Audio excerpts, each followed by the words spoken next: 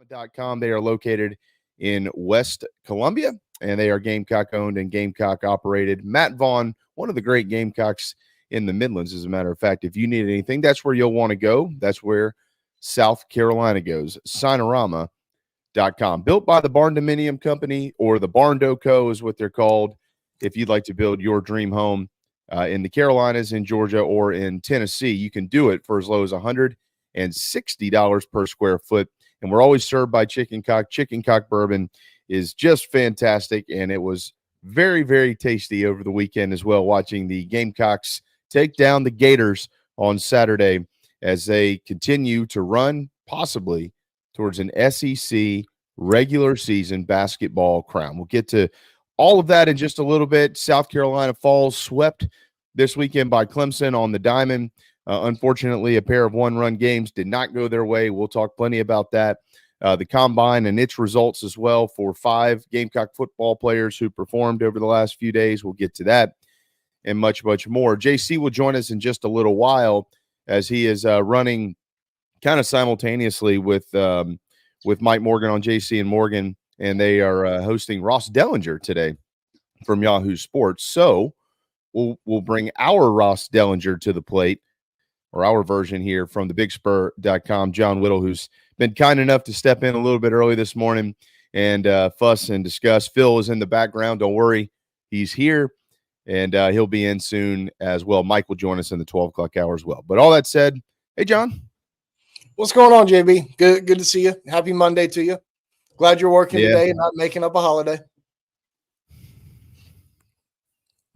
I don't make up holidays. I just use them to my advantage. The government says I can't. That's right. That's right. I'm sorry. You're absolutely correct in that. What day does Arbor Day fall on this year? I'm sure you've got that circled on the calendar. Yeah, got them all.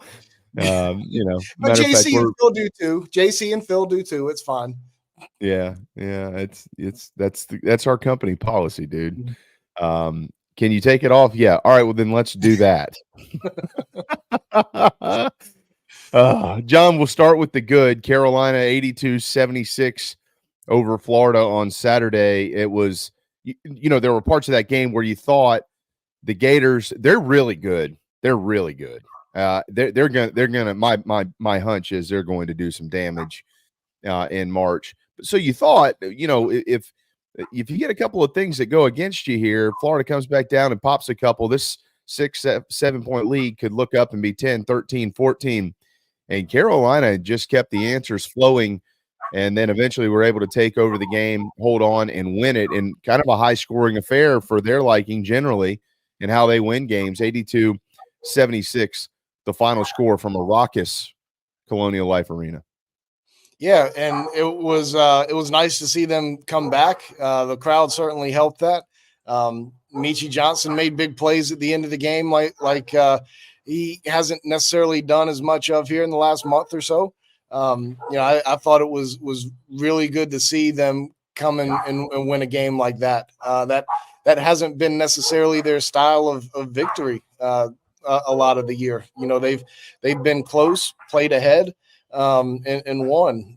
But to have a double-digit second half comeback was a nice thing to see. Well, I mean, John, not that I'm a basketball expert, but those are the games that make March Madness. Like, you've got to be able to win a game like that in March, as they did a few years ago when they made their run to the Final Four. Not saying that that's going to happen again, but you're going to see those teams. You're going to see teams who can shoot it and score, and they can beat you in multiple ways, and you've just got to be able to do the same thing. They are 24-5, but they've largely won with their brand of basketball throughout the year. And then on Saturday, they did that again, but had to kind of crank it up a notch. And you mentioned Michi, 47 points combined in the last 2 games. Now, I was talking to Bill this morning on 107.5. Isn't he kind of the guy? Like, don't you, like, if you want to do damage in the SEC tournament or in the NCAA tournament, your stars have to be stars. And Michi is a star. I feel like, and hoping maybe he's kind of hitting his stride. Yeah, absolutely. And to your point, South Carolina did it a little bit differently, this game against Florida than they have at some points as well. They scored a little bit in transition, and took shots occasionally early in the shot clock. They transitioned to the 1-3-1 defense a lot later in the game.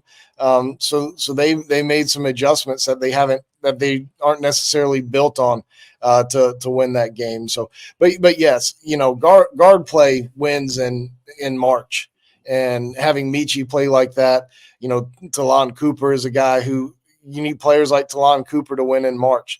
Jacoby Wright stepped up tremendously, especially in that first half of that Florida game. He hit some really big shots when nobody else was really doing much of anything. I thought that, guard play for me, and it's typical. It's not just for me. Wins in March, and South Carolina's got some really good guard play, and big players win, and Michi is certainly cranking up his game again. Yeah, you mentioned Jacoby. I mean, dude, he's playing with all kinds of confidence, and I know he missed a couple late in the game, but I mean, it's basketball. You're going to miss 3-pointers, but he's not scared to shoot them, and when he gets one, he gets a little bit of an opening. Like his build, he looks just so different and confident. How about the job that Lamont Paris has done with this cat over the last couple of seasons?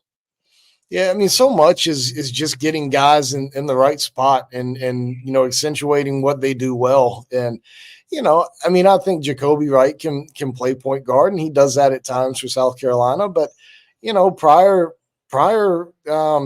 to Lamont, Frank wanted him playing point guard, and he's more of he shoots. He shoots. I mean, that's the strength of his game is being able to do that. And there have been times where that certainly didn't look like the strength of his game, and I get it. But Lamont's got him in a good spot, coming off the bench, handling the ball a little bit, shooting the ball a good bit, and I just think that Jacoby is being put in a position to be successful. And so much of a player's success is just being put in the right position, and Jacoby's in that spot right now. I mean, I think if you were just the common basketball fan today, kind of glancing around like we all do it, right? You go to ESPN.com, pull up teams and kind of look back over their schedule and what they've done, and then you start perusing around, right? And with the players, and you look at their game logs and stuff like that, and you pull up Jacoby, and you look throughout the year, and you go, okay, well, he scored 12 against VT, 10 Grand Canyon, which, by the way, looking back, those are enormous wins. 10 against Elon.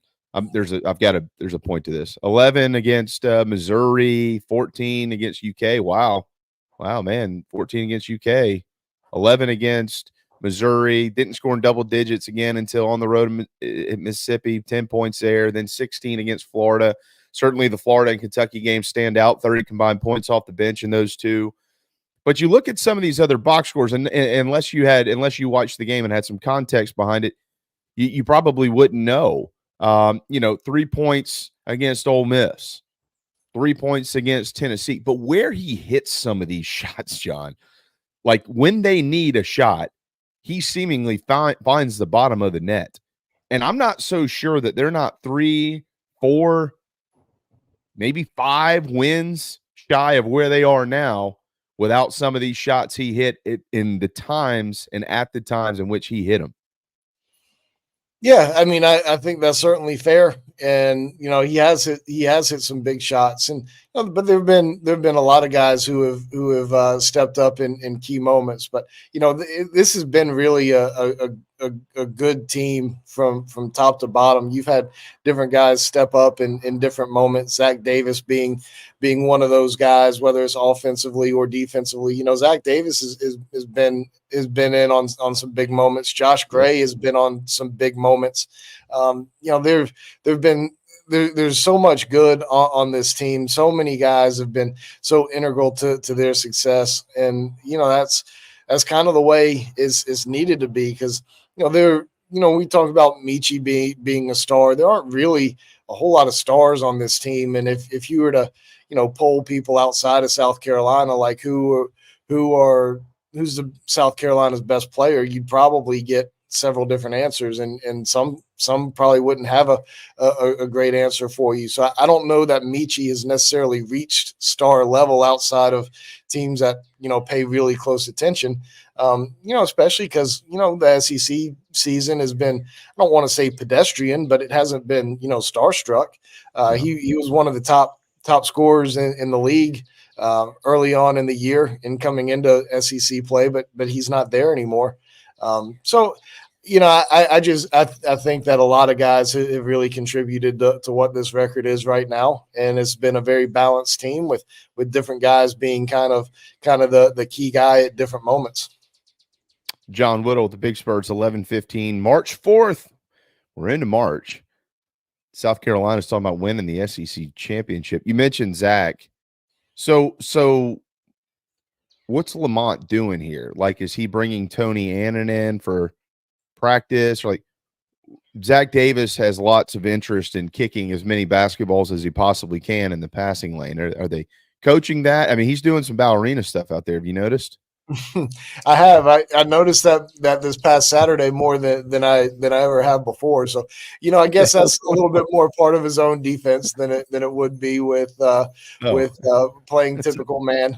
You can get your legs out there and limbs out there a little bit more than when you're guarding a space versus guarding a guy. But yeah, it was certainly interesting to see. But Zach's that kind of guy. I mean, he's a long dude. He's tall, but he's long as well. So, being able to put that guy at the top of a 1-3-1 and have him take up so much room. And I mean, it's such a benefit to South Carolina. And that goes back to putting guys in the right position and putting them in place to be successful. Like, Zach's not a perfect basketball player, but he's pretty good. And, utilizing some of his skill set the way they do is very important for this team and a testament to Zach's skill set, but the coaching staff are also bringing it out of him. Yeah, he's one of my favorite players to watch. I mean, there are moments they're head scratching. You remember when Coach Muschamp used to talk about his football team and he would say it's easier to say whoa than giddy up. You remember that? Oh, absolutely. Quote? Yeah. It's kind of that way with Zach sometimes. Now you can feel his emotion sometimes, like he'll make a mistake and you can tell he's kind of in his own head for a minute. But Lamont, I don't know what the coaching philosophy is on that. I've never asked him or anything, but he manages that well. With that said, Zach Davis can be very aggressive and he'll do a lot of things that will help this basketball team win. He'll make a mistake, but you live with him because of everything else he does, including the kicking of basketballs. So well, and you can tell that Zach is still learning some too. Like Zach's a guy who wants to go for steals. Like, I mean, that's just by nature who he is. Like, that's what he's always done. And the times where I've seen Lamont get as visibly frustrated with a player this year has been when Zach has gotten himself out of defensive position by going for steals. And like, he's trying to work his way out of that, and you can still see it with him at times. But Zach is growing and improving every day as a player, and that's again a testament to his ability, but also a testament to the coaching as well. So he's still learning every bit of it, and he's getting better each time he goes out on the court, in my opinion. From the Signarama Studios inside the Gamecocks, the show. All right, so John, here it is. I mean, this is SEC Championship week for the regular season title. It'll all come to a conclusion on Saturday. Gamecocks host the Vols Wednesday, and then they hit the road for Starkville in what is deemed kind of a payback game for Mississippi State, who right now is in the tournament, but they sure would like to firm up their standing in it over the next couple of ball games at 19-10 overall and 8-8 in the league. But Carolina is polling tomorrow night for Florida when Alabama hits the road for the O-Dome. That would, if the Gators can upset them, I guess if you want to call it that, it would knock Alabama to 12-5. If Carolina can take care of business against Tennessee, who just went to Tuscaloosa and beat them, that would tie them at 13-4. But of course, give Carolina the number 1 seed as it would stand in that moment in the SEC tournament. And then if South Carolina would go on this weekend to beat Mississippi State and Kentucky goes to Knoxville and takes down the Vols, which all this could very easily happen, Gamecocks win it outright. At very minimum, they would win a share of the SEC regular season crown. I mean, dude, like, a lot of the media guys, I'm not blaming anybody. That's not what I'm getting at. They were picked last. Are you aware of any other SEC basketball program in recent memory who was picked dead last in the league and won the dadgum thing? No, I'm not. I'm not. And, especially in a major league like the SEC, I'm sure it's probably happened at smaller levels before. But, let's be real for a minute, Jamie. SEC basketball media largely stinks. And that's not everybody, but that's a lot of it. And the reason is because SEC is not that it's a bad football or basketball conference, but it's a football conference. And guess what? The guys who vote in that media poll, I don't have a vote in the media poll. They limit that. It's not like SEC media days where everybody who applies for a credential gets to vote. I was at SEC media days for basketball and I didn't get a vote. But basketball media largely stinks. They have a small voter pool, but guess what? Traditional media usually has the votes. Traditional media is pretty much shrinking in terms of numbers of staff, and everybody has to do football. How many people are paying attention to SEC basketball in the middle of October when you're having to make SEC preseason basketball predictions? Not many. Right. SEC basketball media is just not educated, and at least at that time of year. And I'll put myself in that as well. I'm not educated on SEC basketball in the middle of October. Now I would be if I had a vote. I would make myself educated on it, but they're just not. So, it doesn't surprise me a bit because, South Carolina, that South Carolina was picked that low because South Carolina had a bad year last year. They lost Gigi Jackson. They didn't make real splashy portal hires or have the real splashy recruits. And as Lamont Paris said, that he's not a coach with the history and pedigree. He wasn't a Mike Krzyzewski disciple or something like that. So it's easy to put South Carolina at the bottom of the league. And, media just weren't educated enough about what the Gamecocks are and what they could be. And, I think that's the biggest deal on why South Carolina was picked there. I'm glad you said that, by the way, because it was pretty point blank, and I can't say I disagree. And that's not like a shot at anybody. It just kind of is what it is. Right.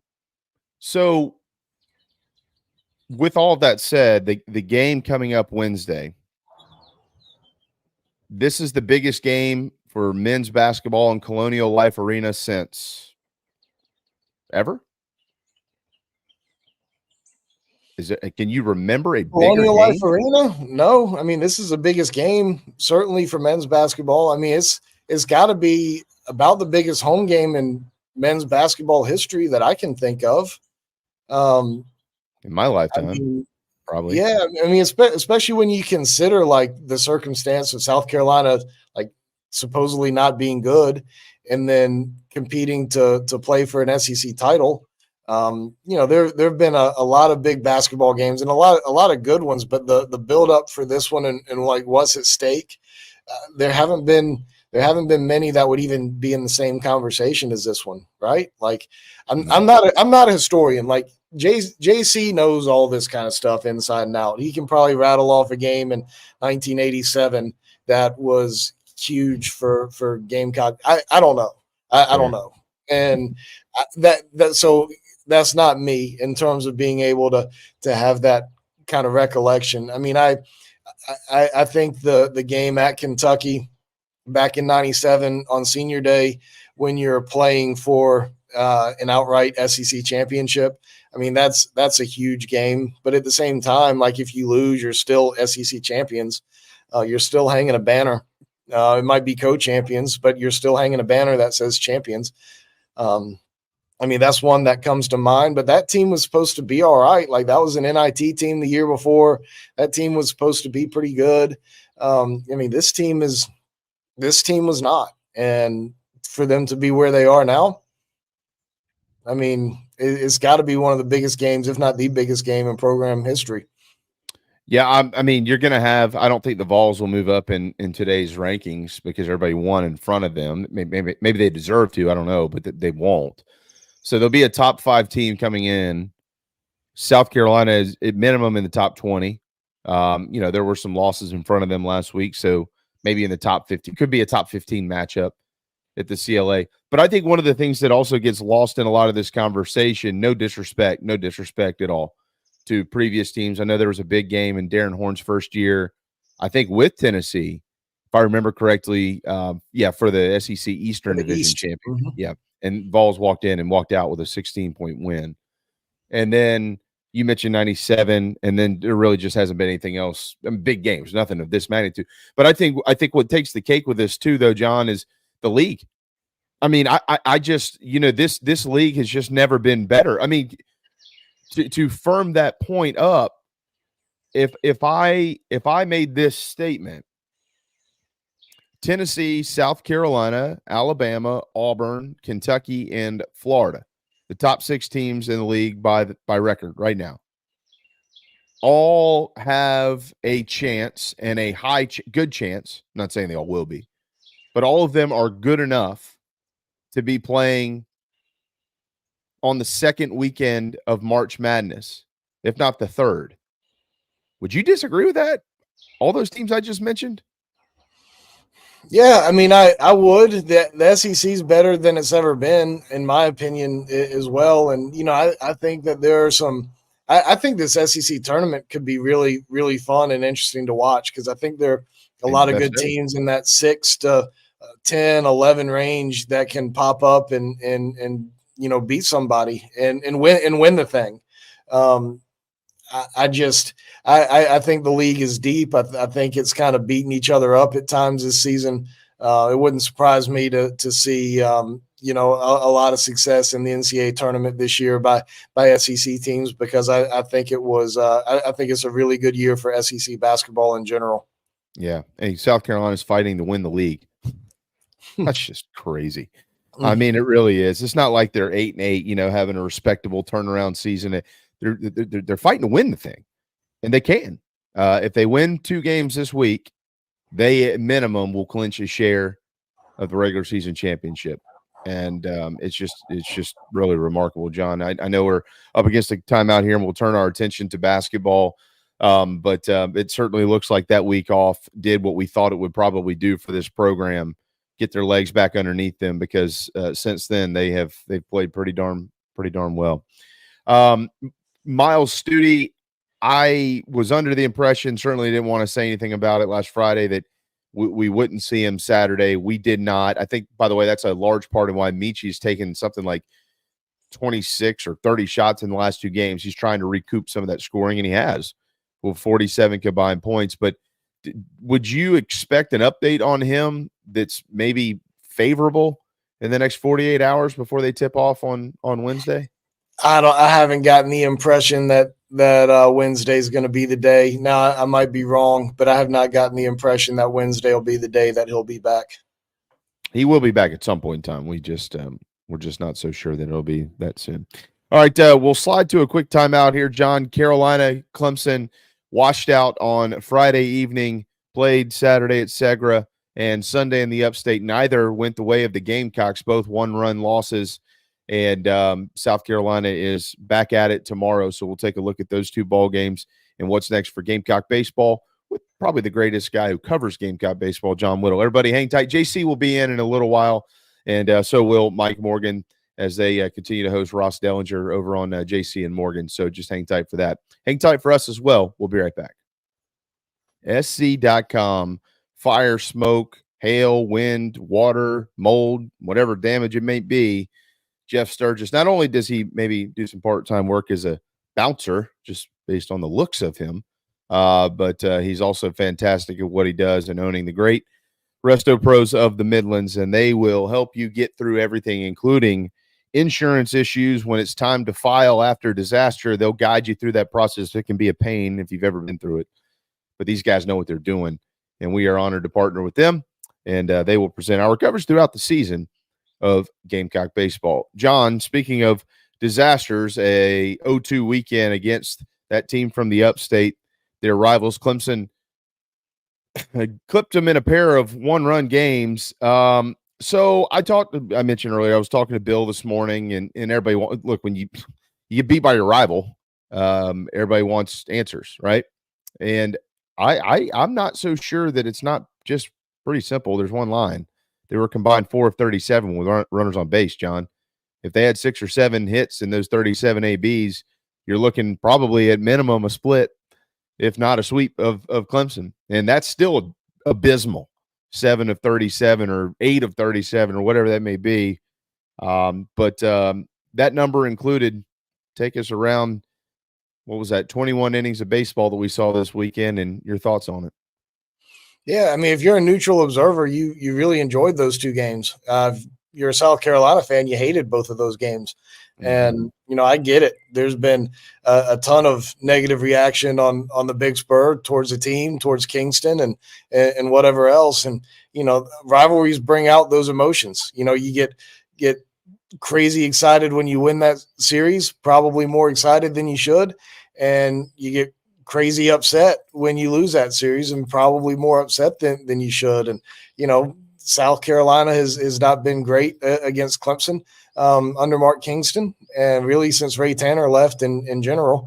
And, Clemson is not a school that you feel like you should lose a series to. Clemson's got great baseball team, great baseball tradition, but you feel like when you're South Carolina baseball, you should win every series that you play. And to lose against those guys, and you add on to the fact that you lose to them in men's basketball this year and lose to them in football this year, when both of those games were very winnable. And then you lose this series that was very winnable. It's really frustrating, really disappointing, especially when your question marks on your team this year coming into the season were largely on the pitching staff, and those guys have really performed. And you felt like this was going to be an offensive team, and it just hasn't been. Absolutely hadn't been. No, I mean, again, people don't want to, and I get it.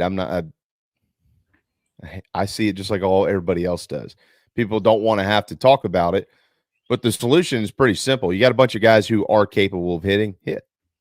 Now, I mean, how do they get there? I mean, I texted you the other day that, Cole's got to get going. He did hit one out of the yard yesterday. Went to dead center. That's a good sign. I don't know if maybe a day off would be helpful to him or not. He's just pressing. It's not like he can't hit or forgot how to hit, John. He's pressing. I mean, Petrie's hit 3 of his 4 home runs have been to the opposite field, right? Isn't that true? So I believe you're right, yeah. I think so. I'm not so sure that they're as buttoned up as they thought they or hoped to be at the top of the lineup. I don't really question coaching decisions much because they have so much information, and they see these guys in BP, they see them before the game, they get that feel. Coach Tanner was great at that, right? He'd see a guy at BP and put him in the lineup, or at minimum walk down and say, "You look good today. You're going to pinch hit and need to hit a home run in the 8th for us." They would do it. He had that feel. One of the things that I've always been kind of against, but this is just me, people manage different ways, is don't make one problem 2 problems. So like if you've got a 7-hole hitter and a 2-hole hitter, John, and your 2-hole guy's struggling and your 7-hole guy's really swinging it well, he might be swinging it well because he's comfortable in the 7-hole. If you make him uncomfortable in the 2-hole, now you got 2 problems, right? So, I mean, I've always kind of been against those things. So I'm not so sure what the solutions are, but John, my hunch is that this team is going to hit. They should hit. There's no reason they shouldn't. They've got outstanding players and they've got excellent guys who understand how to teach that. They just haven't done it. I guess if there's silver lining in this, they're not doing something they're very capable of doing, and at least I'm optimistic that will arrive sooner than later. I agree with you to at least to a certain extent. I do think that you have a sample size now, right? Like Right. 11 games isn't a small number. Now it's not a season defining number for a team or a player, but it's a pretty good sample size of games. And you've run a lot of guys out there who just haven't performed well enough, and you got to start to figure some things out now. And I'm not a guy who is particularly reactionary. And I tend to give a little bit more time than a lot of folks would, a little bit more leash than a lot of folks would. But you've played 3 series now. You've got 6 more games before the start of SEC play. I mean, I start to maybe tinker around a little bit and look at some different things on who might be able to help you some. And we thought this team was going to be really good offensively coming out of the fall, and I still think it can be. Like I don't think that this is going to be a bottom of the conference team offensively, but 3 of your top 3 guys from the fall just haven't done anything yet. Parker Nolan was a top 3 offensive player on the team in the fall. Blake Jackson, Will Tippett. Cole Messina only hit in half of the games in the fall. So subtract him out of it. He led the team offensively. Your next 3 guys were Tippett, Jackson, and Nolan. And those guys haven't really done anything. Carson Horner was 4th, and he hasn't even gotten an opportunity hardly. So, you felt like your Petrie, your Messinas, your Casas, that those guys would be fine. And then you add in an improved Tippett and transfers in Jackson and Nolan and Kennedy Jones, even though Kennedy Jones didn't have a great fall or preseason. You felt like this was going to be a really good lineup. And you've got some guys who have been everyday guys who just aren't doing it. And you got to figure out whether those guys can, whether they were just guys who are fall Americans, or if there's guys on the bench who can come in and help you, because what's been out there offensively is not acceptable from a production standpoint. I kind of belabored the point with Mark in the interview after the game Sunday.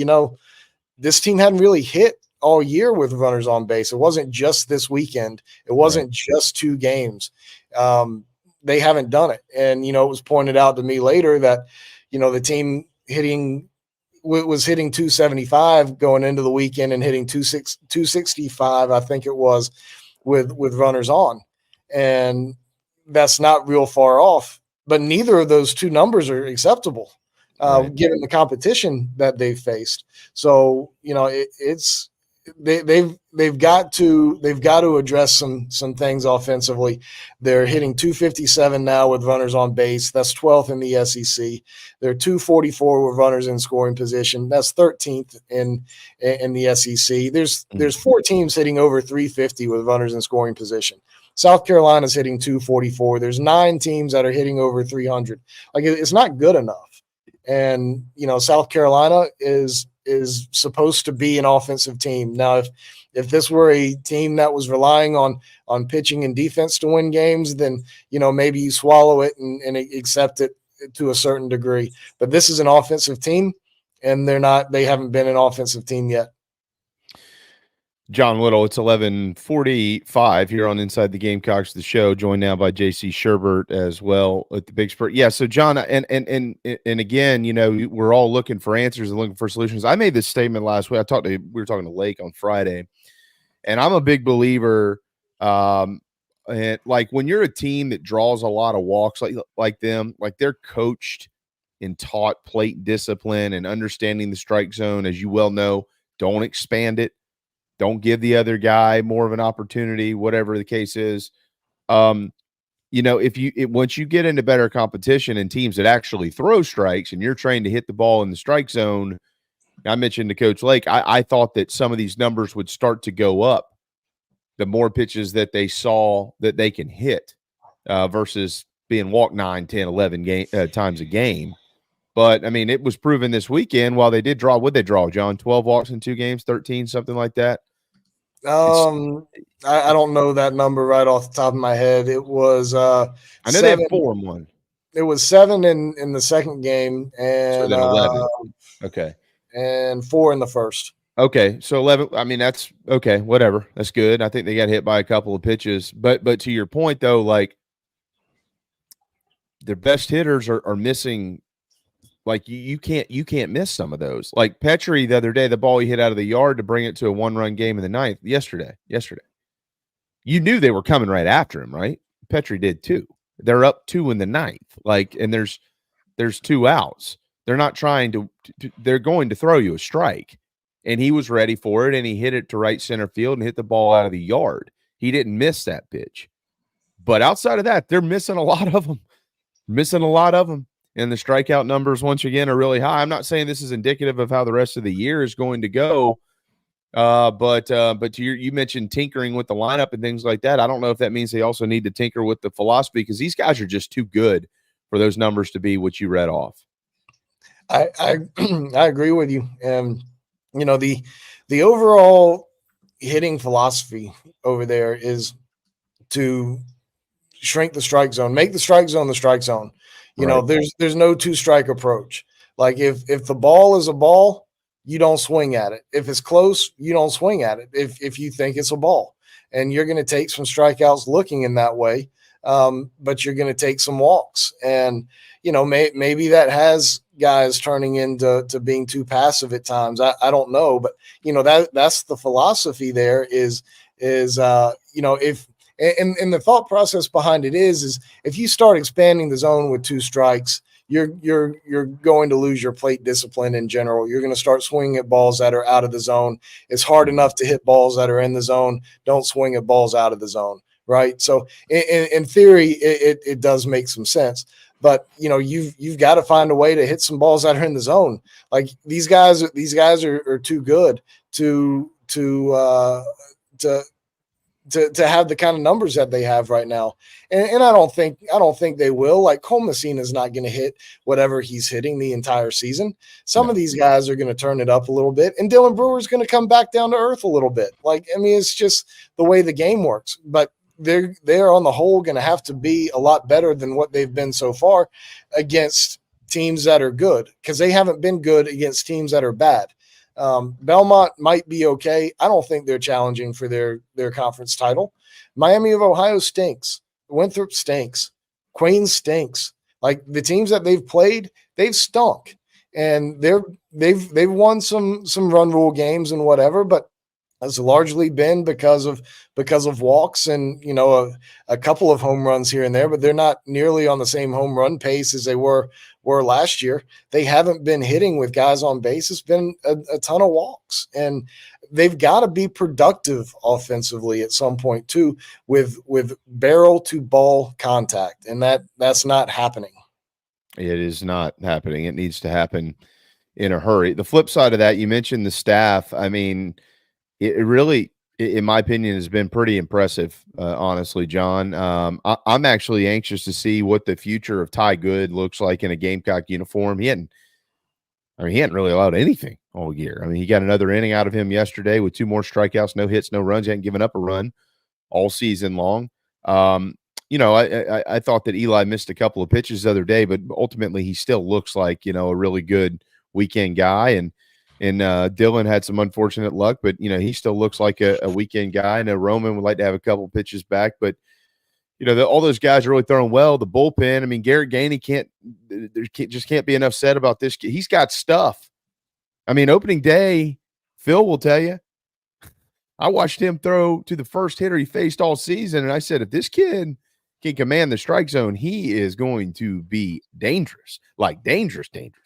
You put him and Chris, as you well know, John, you put a lefty throwing in the mid-90s up against a righty and Chris Veach, who's got a changeup that comes in I don't know where the hell it comes in anymore, somewhere between like 75 and 80.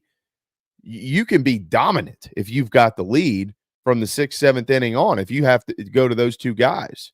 So the staff overall, you pointed it out earlier, is actually, they've got what do they have right now? Overall on the season, a 2.66 earned run average. It's pretty good. Yeah, I mean 266. That's again very early on, different competition for everybody, but that's fourth in the SEC, and that's not something that I expected. The walks have been largely kept down compared to where they were in scrimmages, and you know guys have been improving. I mean, Garrett Gainey was not a guy at Liberty. He's a guy here. Yeah. He's got the same pitching coach. Some things have certainly changed for him, but he looks like a guy right now. Ty Good has really flourished out of that in that bullpen role. Eddie Copper's come on, Tyler Pitzer's come on. Like there have been a lot of good beyond just the starting pitchers. And I think Dylan Eskew was the right choice to go with in the starting role on Sunday. I think Roman Kimball is still going to be really good this year. I thought Eli Jones competed, even though he gave up some hits. There might be some times where it's a little bit challenging for those guys because SQ and Jones especially are mainly ground ball pitchers and not strikeout guys. And, South Carolina's got some challenges defensively very much on that infield. So, it may not always be pretty for those guys, but, those guys have really executed, really well, over the first 11 games of the season. Yeah, they get 6 games to figure it out before they get into SEC play, and then danger zone begins if they can't get that offense clicking. And I think that I'm one who thinks the defense will improve as the year goes along and continue to get more reps. I don't know how much it will improve, but I don't think it'll get worse. You get better the more you see it out there. The one thing I'll say, John, really more, and this is just a personal thing, personal for me. Like I'm not making it personal with the team or the staff or anything like that. I'd say it if they were sitting right here. I'm not a big fan of of all this emotion. I'm just sick of it. I really am. And I was texting with a couple of guys on Saturday, and I get it. I understand the emotion of the series. I understand the emotion of the game. Baseball used to be a game where you hit all that, right? You didn't do much. Coach Tanner was big on not showing teams up. I remember years and years ago, we had a chance to clinch the SEC, I think Eastern Division or the overall title over in Tuscaloosa. And Coach Tanner's message to the team was, do not celebrate on their field. We won't do that here. We'll celebrate on the bus. We'll celebrate in the locker room, but we are not going to dogpile out here on another team. We're just not doing it. And I'm not saying that's the right way either. But what I am saying is when Ethan Petrie hits a home run and rounds third and chirps at the third baseman while you're still down 1 to your rival in their own ballpark. And did he get thrown out of the game? Does anybody know what happened? No, just warned. Just warned. Okay. Gainey, who I love his stuff, but you had won the game, and you're yelling at the other dugout. I mean, I hate to say it, but that walk-off home run kind of had it coming. You just can't wear egg on your face like that. So I'm not saying that they don't need to be who they are, but I'm personally not a fan of that stuff. And we'll see what happens moving forward. Yeah, and I'm not a big fan of it either. I mean, the game has certainly changed in a lot of ways, including how you celebrate from the days when Ray Tanner coached. I'm not a big fan of it. I will say that I am for celebrating with your team and towards your dugout. I'm not cool with chirping at the other guys. I'm not cool with looking in the other dugout and yelling at them. Like that's overboard. But I think that people need to kind of recognize who these players are, both the guys who are emotional and and the guys who are stoic. Like I don't know that Garrett Gainey is going to be the same kind of pitcher if you pull him back too much. Right. I mean, that's just who he is. At the same time, like Dylan Eskew, Eddie Copper, those guys are not very emotional. They're just not tempered that way. So if they give up a home run and don't throw their glove on the mound and act pissed off, like I don't think that we can judge them for that either. Like they're not going to be the guy fist pumping off the mound, but I think that we just need to recognize who these guys are and just let them be who they are. I think a lot of this emotional stuff, especially from pitchers, feels really forced. Roman Kimball is acting exactly like who he is. Garrett Gainey is acting exactly like who he is. Some of these other guys who are acting like maniacs, they're not. And I'd rather I just be who you are and don't direct it towards the other team. Celebrate with your teammates, and I mean, that's the way I feel about it. I think you're on. I mean, Messina's been an emotional guy since he's been in school with his guys, and I'm okay with that. By the way, if had they 10-run ruled Clemson 2 straight games, I'd be saying the same thing. I'm just not a big fan of that. The egging it on. This game humbles you. We just saw it. John, so what are you doing this week? Like, are you going to cover basketball, or like, do you have any plans? Are you going to go to the park? What are you up to the next few days? I mean, it's going to be largely basketball. It's there's a baseball game Tuesday I'll go to. I'm not going to bother with it on Wednesday. Wednesday's hoops, Saturday's hoops. We might get somebody out for the Longwood series. We might not. It's basketball time right now. And, I love the sport and I love covering it. And I'm glad that this team is giving me a reason to do so. I always say that I cover basketball as long as basketball is relevant. And, when they're not, then I move on to baseball. And, the Clemson series is relevant. So I wasn't at that game on Saturday. I was at baseball. But, it's basketball time. It's basketball time. Let's go. Yeah, they're competing to win an SEC championship. Pull for those who pull for South Carolina, you're going to have to be Florida Gator fans tomorrow night when they welcome the Tide to the O-Dome. John, you spent an entire hour with us. Checks in the mail. Appreciate that. Love it. And I know you mentioned it earlier, but got to be sure to check out those guys at RestoPros. I know there are times when I feel like I'm on call 24 hours a day, 7 days a week with the Big Spur, but Jeff Sturgis and his team actually are.